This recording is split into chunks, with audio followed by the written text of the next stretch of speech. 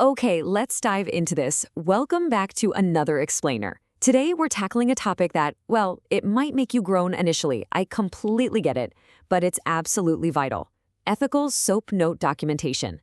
Let's be honest, literally no one gets into ministry because they just love doing paperwork. But if you're a biblical counselor or working in pastoral care, you know the profound, heavy weight of sitting with someone in their pain. So the big question we're exploring today is, what happens after they leave the room? How do we adapt standard clinical documentation so it actually accurately reflects the spiritual care we've provided without crossing any legal boundaries? Well, that is exactly what we're going to unpack today. Here's a quick roadmap for this explainer so you know exactly where we're headed. First, we're going to look at the core conviction behind why we document. Then, we'll clarify our scope of practice boundaries. Third, we'll look at adapting the familiar SOAP structure for ministry. Fourth, we'll equip you with safe pastoral vocabulary equivalents. And finally, we'll cover how to properly anchor your notes with Scripture. All right, let's start right off with Section 1, the conviction behind documentation, focusing on ethics and stewardship. You know, when I was digging into this, I realized we really need to shift into a mindset of serious reverence here. It's so incredibly easy to view charting as just another administrative chore you have to power through at the end of a long day.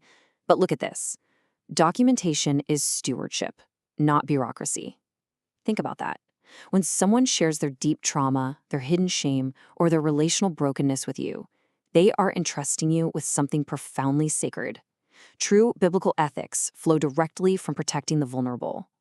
Taking accurate, thoughtful notes isn't a hurdle. It's actually how we act as wise, faithful stewards of another person's story before God. The ethical weight of this role is massive because these service roles involve genuine spiritual authority and caring for vulnerable people.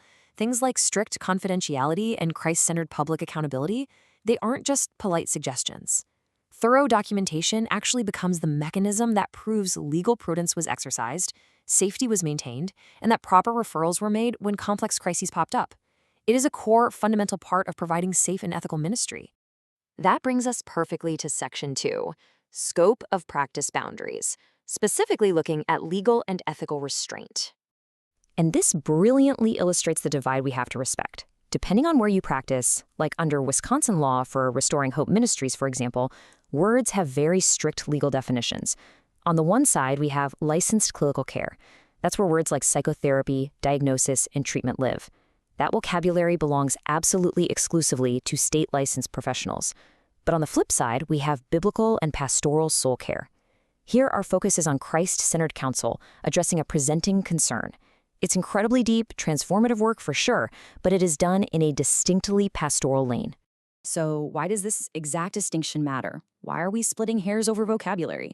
Because the legal and ethical danger of unintentional malpractice is very, very real. If a pastoral worker writes down that they treated a client's depression symptoms using psychotherapy, well, they have just documented themselves practicing outside their legal scope. It's called scope creep, and it is a huge risk. We want to avoid inappropriately using regulated clinical language at all costs because it falsely represents the service to the counselee and to the law. Which brings us to Section 3, adapting the SOAP structure. It's a very familiar framework, just viewed through a completely new lens. The good news is, we don't have to abandon standard clinical documentation practices. We just need to translate them so they fit our biblical calling. Let's break down SOAP through this pastoral lens.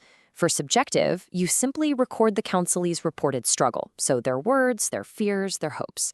For objective, you document your actions as the counselor, meaning your scripture-guided responses. For assessment, you provide a biblical formulation of what's happening without ever using a clinical diagnosis. And for the plan, you outline the next spiritual steps, relational homework, or prayer practices. The structure stays exactly the same, so charting stays efficient, but the interpretive frame completely honors the pastoral role. Okay, listen closely because this is absolutely crucial. This is the absolute non-negotiable rule of RHM documentation. Never use your documentation to imply that you diagnosed or treated a client unless you are functioning in a properly licensed role and your service context legally supports that function. No exceptions. When in doubt, it's always safest to just document concrete care actions and consult a supervisor. Moving into Section 4, Safe Pastoral Vocabulary Equivalents. Because as we're learning, word choice absolutely matters. Now, what's really interesting about this slide is how smoothly we can actually map clinical concepts over to scripture in a way that is safe, truthful, and deeply pastoral. Instead of calling yourself a therapist, the safer, accurate term is biblical counselor or pastoral counselor. Instead of tracking symptoms, we document reported distress or observed patterns. And rather than stating we did cognitive restructuring, we can write that we spent time testing thoughts before God or examining assumptions. See how that works? It replaces those risky regulated terms with highly accurate pastoral language that reflects exactly what happened in the room. Let's zero in on one specific linguistic pivot that's a real game changer. It's how we replace the clinical term psychoeducation. In licensed care, therapists provide psychoeducation.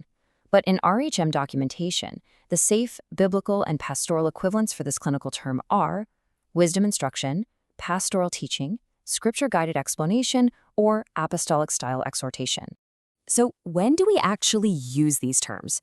You should use them in your notes when you're documenting actions where you are teaching, orienting, or clarifying concepts for the counselee through the use of scripture and practical wisdom. Think about it. If you spent 10 minutes helping someone understand the biblical view of anxiety, you didn't do psychoeducation. Actually, scratch that. It's more like you used scripture-guided explanation alongside practical wisdom. Making that slight language shift ensures your notes are instantly compliant and ethically rock solid. All right, let's move to our final section, Section 5, Anchoring with Scripture Parentheticals. This is all about showing the logic of your care. This final piece focuses directly on the objective section of a SOAP note, which is where we record our actions as counselors to really show the why behind what we do. The guiding philosophy here is that Scripture should function as an anchor, not as a weapon or some quick proof texting shortcut. We absolutely do not need to decorate our notes by copying and pasting massive, long Bible passages. Instead, we use specific, brief verse addresses right in parentheses to cleanly identify the biblical logic of our counseling actions. To really see this in action, let's break down a bad to better example. A plain, secular clinical note might just say something like, used active listening. Okay, pretty vague. But a deeply anchored, non-coercive RHM objective says, used attentive listening and restrained speech to honor the counselee's story, followed by the anchor, James 1:19. James 1 literally tells us to be quick to listen and slow to speak. By adding that tiny parenthetical reference, we prove that our listening wasn't just some secular technique, it was a deliberate act of applied biblical obedience. Let's move to and see how this builds into a really helpful, concrete taxonomy of biblical interventions you can start documenting right away. For instance, if you summarize their grief, you provided a psalmic poetic summary anchored in Psalm 13. If you ask deep, searching questions, you used Christ-like questioning, anchored in Genesis 3:9, where God asks, "Where are you?" And if you had to help set rules for communication, you engaged in boundary clarification grounded in the wisdom of Proverbs 11:14. It completely transforms your documentation from a dry clinical checklist into a beautiful theological record of care. Okay, as we wrap up our journey through these guidelines, here are a few vital, everyday takeaways for you. Always state the concrete action you took. Try really hard not to use your notes to overinterpret a counselee's motives or, spiritually diagnose their heart. And crucially, if there's ever a crisis, clearly and plainly document any safety reviews, mandated reporting steps, or escalation discernment. At the end of the day, it's all about maintaining deep humility and strict legal prudence.